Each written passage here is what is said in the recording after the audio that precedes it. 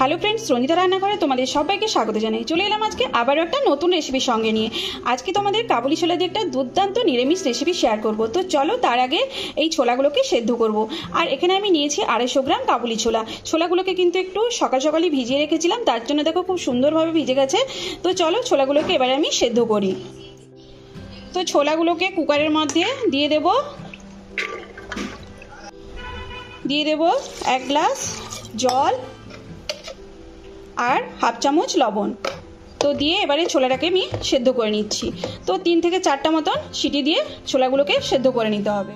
তো আমি সেদ্ধ এখানে বসিয়ে দিলাম। তো এবারে এখানে সেদ্ধ হতে থাক, ততক্ষণে একটা মশলা বানাবো।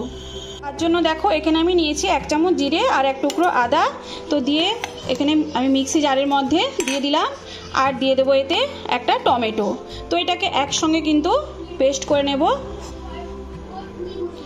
তো দিয়ে দিলাম সামান্য একটু জল। তো এবারে এই পেস্টটা কিন্তু একেবারে প্লেনভাবে করে নিতে হবে। তো ফ্রেন্ডস দেখো আমার ছোলা কিন্তু সেদ্ধ হয়ে গেছে আর কুকারটা আমি ওভেন থেকে নামিয়ে রেখে দিয়েছি। তো এটাকে এবারে ঠান্ডা করতে হবে, তারপরে আমি কুকারটা ঢাকনাটা খুলবো। তো এবারে আমি মশলাটা বানাবো। তো তার জন্য ওভেনে কড়াইটা বসিয়ে দিয়েছি। তো প্রথমেই দিয়ে দেব তেল। তো আমি সাদা তেলে রান্না করছি, সানফ্লাওয়ার অয়েলে রান্নাটা করছি। তো তেলটা কিন্তু গরম করে নিতে হবে। তো তেলটা গরম হয়ে গেছে।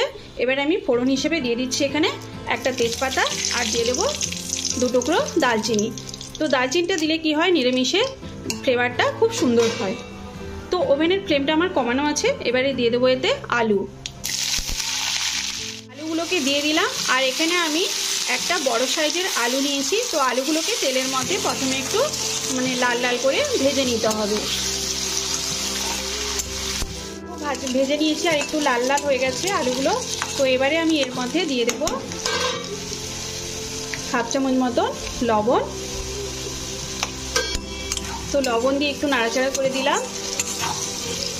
এবারে দিয়ে দেবো এতে বেটে রাখা মশলাটা। তো মশলাটা আমি একটু পাতলা করেই বেটেছি। তো এবারে ওভেনের ফ্লেমটা বাড়িয়ে মশলাটাকে ভালো করে আলুর সঙ্গে কষে নিতে হবে। কষে নিয়েছি, আলুটা খুব সুন্দরভাবে কষেও গেছে আর মশলাটাও খুব সুন্দরভাবে হয়েছে, মশলা থেকে তেল ছেড়েও দিয়েছে।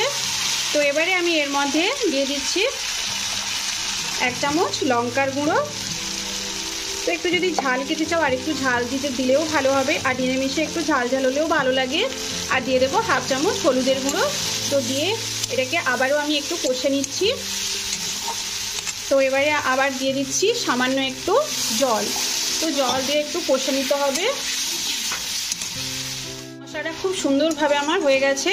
তো এবারে আমি দিয়ে দেবো এর মধ্যে সেদ্ধ করে রাখা কাবুলি ছোলা। তো আমি জল সমেতই দিয়ে দিলাম।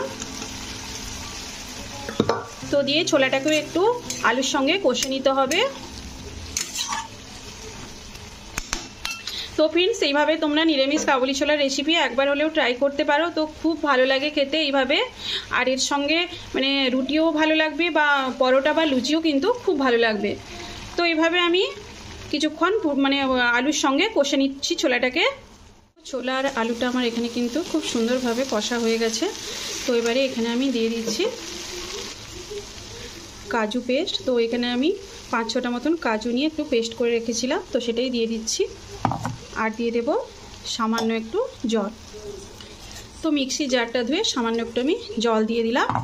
তো দিয়ে এবারে আবারও এটাকে একটু আমি কষে নিচ্ছি। তো এইভাবে কষতে কষতে কিন্তু ছোলা আর আলুটা কিন্তু খুব সুন্দরভাবে সেদ্ধ হয়ে গেল।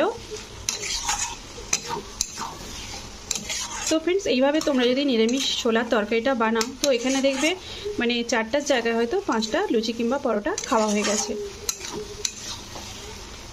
তো এবারে আমি এর মধ্যে দিয়ে দেব দুধ। তো আমি ছোট্ট বাটিতে 1 বাটি দুধ নিয়েছি।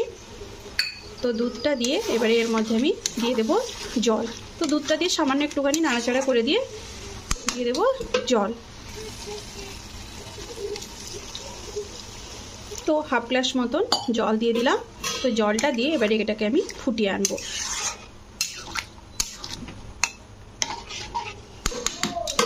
তরকারিটা কিন্তু ফুটে গেছে। এবারে আমি ওপর থেকে দিয়ে দিলাম সামান্য একটু গরম মশলার গুঁড়ো। গরম মশলার গুঁড়োটা দিয়ে একটু নাড়াচাড়া করে দিলাম। তো আমার রেসিপিটা কিন্তু কমপ্লিট। তো এবারে আমি ওভেনটা অফ করে দিচ্ছি। তো এই রেসিপিটা গরম গরম রুটি বা পরোটা বা লুচির সঙ্গে কিন্তু দুর্দান্ত লাগবে। তো অবশ্যই তোমরা এইভাবে ট্রাই করো। আর রেসিপিটা কেমন হয়েছে অবশ্যই কিন্তু কমেন্ট করে জানিও। ভালো লাগলে অবশ্যই চ্যানেলটাকে লাইক করো, শেয়ার করো, আর নতুন হলে চ্যানেলটাকে সাবস্ক্রাইব করো। তো চলো আজকের মতন এখানেই শেষ করছি। তো এবারে এটাকে আমি একটা বাটির মধ্যে ঢেলে নিচ্ছি। আমি তরকারিটাকে একটা বাটির মধ্যে নিয়ে নিয়েছি। তো খুবই সুন্দর হয়েছে, আর টেস্টটাও সত্যি বলছি খুবই সুন্দর লাগে এইভাবে রান্না করলে। আর সঙ্গে নিয়েছি 3টে গরম গরম পরোটা। তো ফ্রেন্ডস চলো তো এখানেই শেষ করছি, দেখা হচ্ছে নেক্সট একটা ভিডিওতে।